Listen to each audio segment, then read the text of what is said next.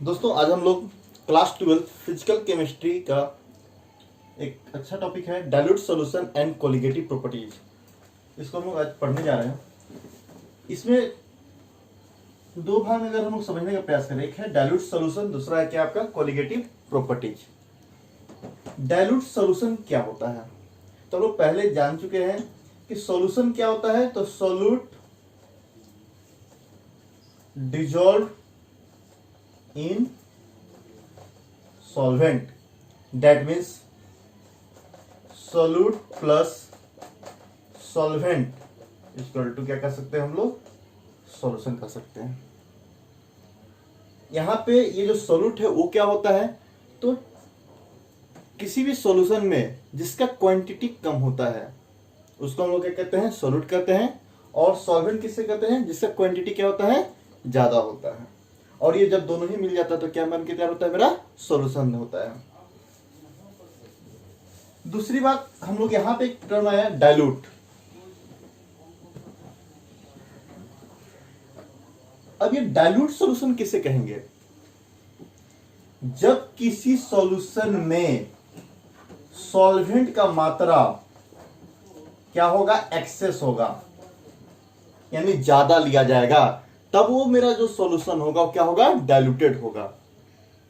तब कंसंट्रेटेड किससे कहेंगे, जब मेरा सॉल्यूशन में सॉल्वेंट का मात्रा कम हो और सोल्यूट का मात्रा क्या हो, ज्यादा हो जाए, तब मेरा क्या हो जाएगा, वो सॉल्यूशन कंसंट्रेटेड हो जाएगा। तब मुझे लगता है कि आप डाइल्यूट सॉल्यूशन को समझ में आ गया होगा।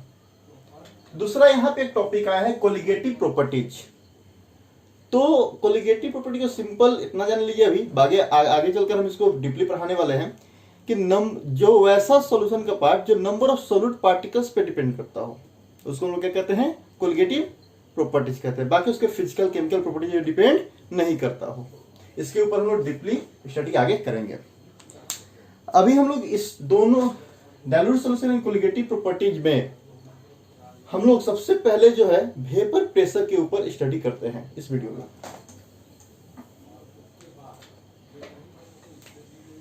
एक टॉपिक है binary solution. Binary solution, binary solution किसे कहेंगे, एक ऐसा सॉल्यूशन जिसमें दो कंपोनेंट क्या हो, पार्टिसिपेट करता हो, यानी ए सॉल्यूशन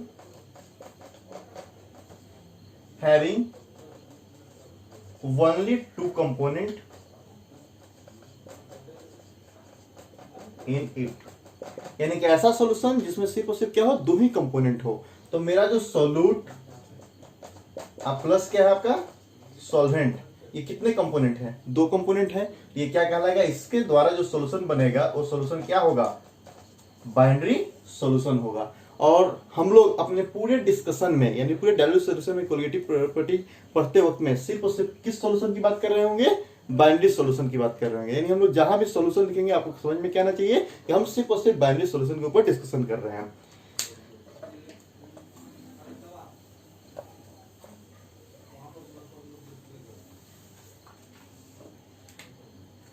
अब जो टॉपिक है हमारा वेपर प्रेशर।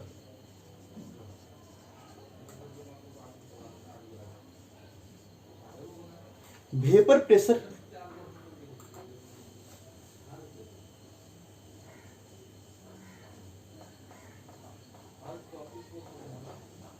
वेपर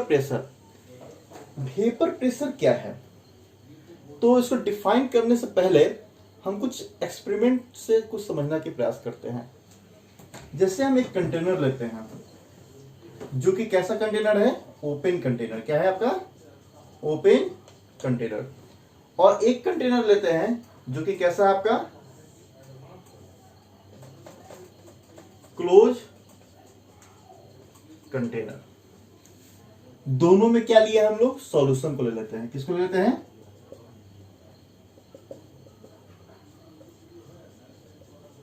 सॉल्यूशन को ले लिया। इसमें भी हम लोग क्या ले लिए, सॉल्यूशन को ले लिया। ठीक है, दोनों ही कंटेनर में क्या लिया हम लोग, सॉल्यूशन को लिए। एक कंटेनर में कैसा है, ओपन कंटेनर है, दूसरा कंटेनर कैसा है, मेरा क्लोज कंटेनर है।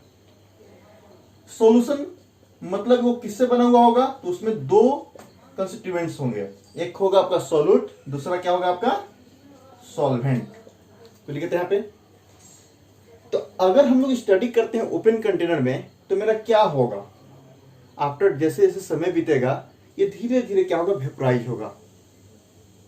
और एक ऐसा समय आएगा कि अगर सोल्यूट और सॉल्वेंट दोनों अगर वोलेटाइल इन नेचर होंगे तो क्या करेंगे, ये एस्केप कर जाएंगे। यानी कह सकते हैं अगर मान लेते हैं सोल्यूट मेरा वोलेटाइल इन नेचर नहीं है और सॉल्वेंट मेरा क्या है, वोलेटाइल है, तो सॉल्वेंट क्या करेगा, धीरे धीरे उड़ जाएगा, वाष्पीकरण हो जाएगा। लेकिन इस कंटेनर में क्या होगा, इस कंटेनर में मान के चलते हैं हम लोग अभी कि सोल्यूट और सॉल्वेंट दोनों ही कैसा नेचर का है, वोलेटाइल नेचर का है, यानी वो उड़ सकता है, वेपराइज हो सकता है। तो उस केस में क्या होगा, सोल्यूट का मॉलिक्यूल्स वो भी ऊपर जाएगा। ये कौन सा मॉलिक्यूल्स हो गया आपका, तो सोल्यूट का मॉलिक्यूल्स हो गया। सॉल्वेंट का भी मॉलिक्यूल्स ये भी कहां जाएगा, आपका ऊपर जाने की प्रयास करेगा। लेकिन यहां पे जैसे जैसे जाएगा ऊपर, जैसे जैसे ये ऊपर की ओर गया, ये कंटेनर क्या था, क्लोज था। तो क्लोज था तो क्या ये गैस इसमें से स्किप कर पाएगा, नहीं कर पाएगा। तो ये क्या करेगा, इसके ऊपर वेपर क्या करेगा, स्टेब्लिश होते चला जाएगा, ऊपर रह जाएगा।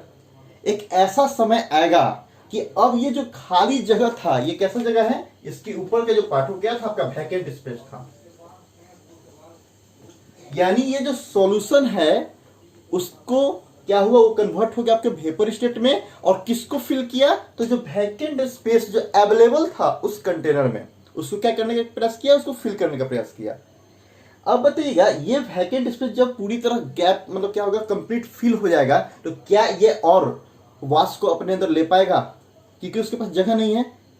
यानी वह कंडीशन जिसमें वो और क्या कर सकता है, वेपर को अपने में क्या कर सकता है, समाहित नहीं कर पाएगा, यानी ले नहीं पाएगा, यानी ये और इस मतलब होल्ड नहीं कर सकता है, उस पोजीशन को क्या कहते हैं, इक्विलिब्रियम पोजीशन कहते हैं। क्या कहते हैं, वो इक्विलिब्रियम किसके और किसके बीच में बन रहा है, तो ये वेपर और ये लिक्विड के बीच में बन रहा है। यानी यहां पे जो पोजीशन होगा वो क्या हो जाएगा, एट इक्विलिब्रियम पोजीशन हो जाएगा। इसी इक्विलिब्रियम पोजीशन पर जो ये वेपर स्टेट में जो कन्वर्ट हुआ है, वो जो प्रेशर लगाता है लिक्विड पे, किस लिए लगाता है, कि और मेरा लिक्विड ऊपर वेपराइज ना हो पाए, उसी प्रेशर को हम लोग क्या कहते हैं, वेपर प्रेशर कहते हैं। समझ में आ रहा है बात। यानी हम लोग वेपर प्रेशर को डिफाइन करेंगे तो क्या कहेंगे, the pressure exerted by vapour at equilibrium is known as vapour pressure. यानी इक्विलिब्रियम पोजीशन पे किसी वेपर के द्वारा, कोई क्लोज कंटेनर लेते हैं तो किसी वेपर के द्वारा इक्विलिब्रियम पोजीशन पे जो प्रेशर लगाया जाता है कि और मेरा लिक्विड मॉलिक्यूल्स वेपराइज ना हो पाए, उसी प्रेशर को हम क्या कहते हैं, वेपर प्रेशर कहते हैं। यानी हम वेपर प्रेशर को यहां पे समझ में आ गया।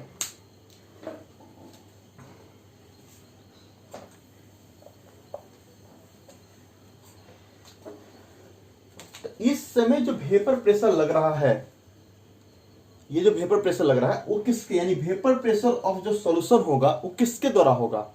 तो इसमें कौन कौन सा पार्टिसिपेट कर रहा है वेपर स्टेट में, तो मेरा सॉल्यूट का भी मॉलिक्यूल्स वेपराइज हुआ है और सॉल्वेंट का भी मॉलिक्यूल्स वेपराइज हुआ है। यानी इस समय जो वेपर प्रेशर होगा वो क्या हो जाएगा, तो आपका पीए प्लस क्या, पीबी। यहां पे पीएस हम लोग क्या ले रहे हैं, तो total vapour pressure of solution को ले रहे हैं। पीए किसको ले रहे हैं, तो partial vapour pressure of solute को ले रहे हैं। और जो पीबी है वो क्या है आपका, partial vapour pressure of solvent को ले रहे हैं। अब सवाल उठता है कि हम पार्शियल वर्ड क्यों यूज कर रहे हैं। तो हम ये स्पष्ट यहां से समझाने का प्रयास करते हैं कि सॉल्यूट का क्या सारा मॉलिक्यूल्स वेपराइज हुआ है, नहीं, उसका कुछ पार्ट ही वेपराइज हुआ है। क्या सॉल्वेंट का सारा मॉलिक्यूल्स वेपराइज हुआ है, नहीं, तो उसका सिर्फ और सिर्फ क्या किया है, कुछ पार्ट वेपराइज हुआ है। तो जो मेरा प्रेशर एक्सर्ट कर रहा होगा उसी पार्शियल गैस के द्वारा एक्सर्ट हो रहा होगा। इसीलिए हम लोग क्या वर्ड यूज करते हैं, तो partial vapour pressure of solute, और पीवी किससे ले रहे हैं, partial vapour pressure of solvent को ले रहे हैं। यानी जो total pressure on the solution जो होगा वो क्या हो जाएगा, तो sum of partial pressure of both solute and solvent molecules.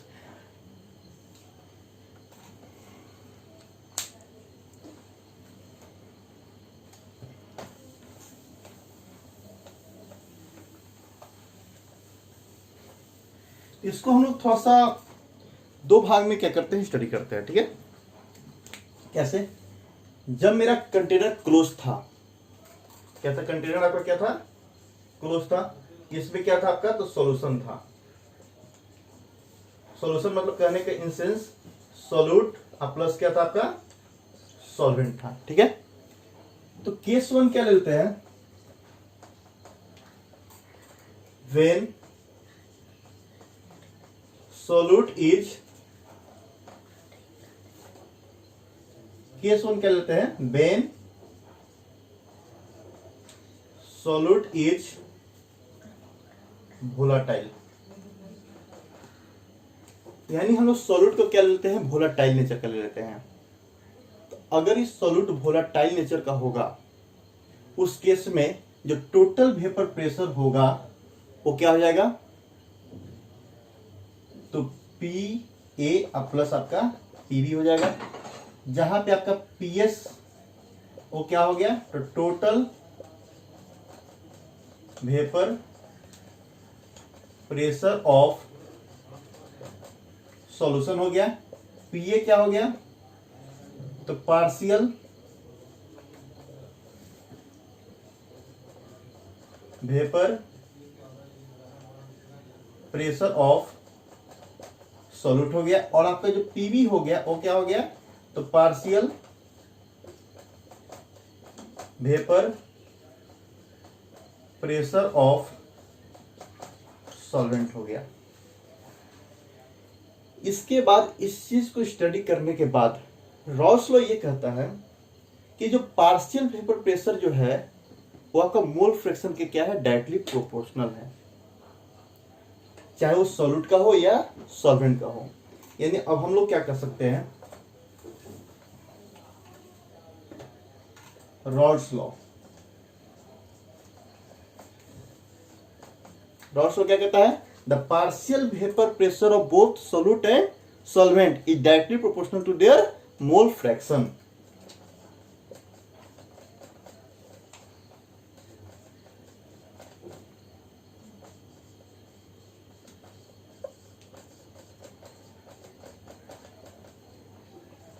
solute and solvent is directly proportional to their mole fraction। अब इसका रॉल्स लॉ का यूज करके हम लोग लिख क्या सकते हैं, हम लोग पीए किसको माने हैं, तो partial vapour pressure of solute को, लेट क्या कर लेते हैं, झाइए, जिसको हम लोग क्या लेट करते हैं, तो मोल फ्रैक्शन ऑफ क्या आपका, तो सॉल्यूट है, आपका जो झाई बी है वो क्या हो जाएगा आपका, तो मोल फ्रैक्शन ऑफ क्या आपका, सॉल्वेंट है। तो हम लोग रॉल्स लॉ के, यानी अब झाइए को हम लोग क्या ले रहे हैं, मोल फ्रैक्शन ऑफ सॉल्यूट, और झाई बी को क्या ले रहे हैं, मोल फ्रैक्शन ऑफ सॉल्वेंट। तो रॉल्स लॉ के स्टेटमेंट के अनुसार हम लोग लिख क्या सकते हैं कि आपका जो पी ए होगा वो डायरेक्टली प्रोपोर्शनल होगा किसके, तो झाइए के।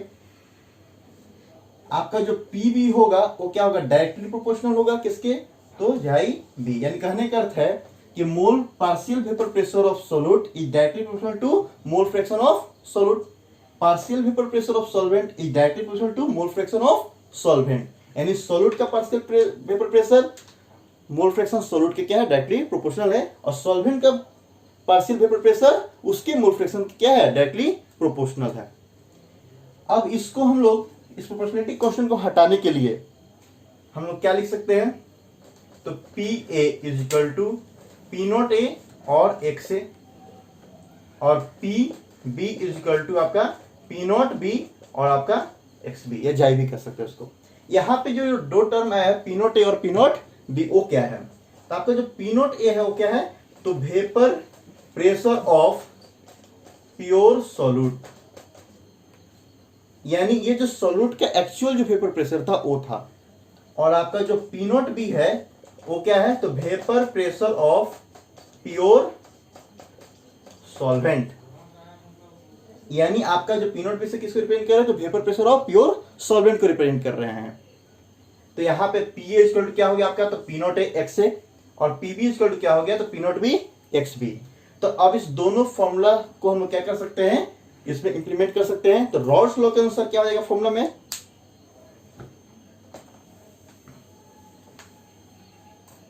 यानी according to Raoult's law, Raoult's law के अनुसार क्या चीज आ जाएगा, पी एस इक्वल टू, यहाँ पी ए था और पी ए का हम लोग क्या लेते थे, तो P nought A X A, और पी बी इक्वल टू क्या था, तो P not B X B. यहाँ पे सिंपल देखिएगा, पार्शियल वेपर प्रेशर जो निकाले हुआ क्या, मान लेते हैं कोई सॉल्यूट है NaCl या कोई भी चीज ले लेते हैं, कोई भी मतलब ले लेते हैं सॉल्यूट, उसको मानते कि उसका वेपर प्रेशर जो प्योर रहता, यानी जब वो आपका डिस्ट्रीब्यूट नहीं हुआ है उसमें मानते हैं कि वो 2 atm है, ठीक है। उसका मोल फ्रैक्शन क्या है, आपको ऊपर जो पार्ट किया वही मोल फ्रैक्शन होगा जितना वो वेपराइज हुआ है, मानते उसका मोल फ्रैक्शन 1/2 है। तब उसका जो पार्शियल वेपर प्रेशर किसके द्वारा लगेगा, जो 1/2 मोल फ्रैक्शन है, तो उतना ही ना पार्ट ऊपर गया है, तो उसका क्या निकाल लेते हैं, तो पी ए निकालेंगे तो क्या आएगा, तो 1/2 आई इंटू आपका 2 यानी 1 हो जाएगा। यही एक तरह से क्या कर सकते हैं लोग, पार्शियल वेपर प्रेशर है। ये चीज समझ में आ रहा है आपको।